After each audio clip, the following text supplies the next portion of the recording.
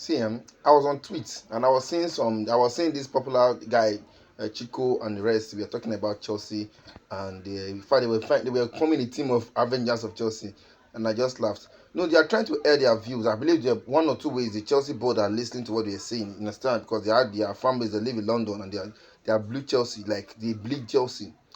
But there's something I must let people understand that you see this system which the owners have implemented in this Chelsea squad is going to last for a decade because that's the contract, that's the goal.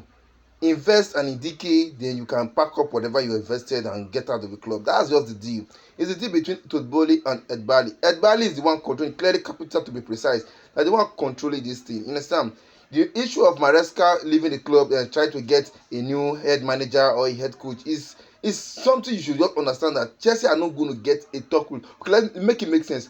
How can a rightful manager, like a profiled manager, come to Chelsea just to be answering to sporting director? It's not going to work. Let's take for instance now, Chelsea will think we're going to get Julian Nagelsmann. This is a manager that have won trophies with Bayern Munich. You expect him to come to Chelsea, then do not have a say in the transfer market. It's not going to work. Or Xavi Hernandez. Those are the two profile managers that I've seen. Xavi Hernandez, they won't come to Chelsea. Then say, okay, fine. I need a social player of social certain this kind of player of social caliber, social qualities. Then Chelsea will tell you, no, you cannot get that. Or rather, pick player from the academy. It's not going to work. They're going to sit with that. So definitely, they're going to get a young manager who doesn't really understand how managerial role. Rather, he understands how head coach is. So he knows how to manage head coach and not being the manager. So that's the kind of manager they're going to get. That's the kind of head coach they're going to get. You understand? That's how you see this guy as a favorite, Liam Resinion.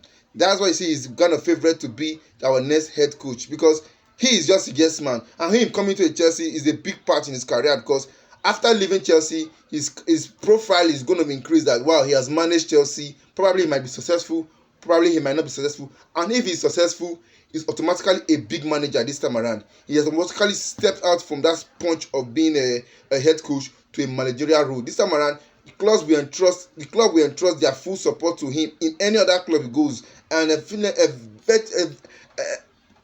eventually, he will become a manager. But right now, Chelsea is just like a breeding ground. We are breeding young players and managers into coaches. We are bringing young coaches into managers. Even breeding young players into top players, probably making more money from them or probably losing money from them also. This is just a breeding ground. Chelsea, I'm just so surprised to see my club like this that we are suffering. On the serious note, we are suffering. And we are going to start all over again.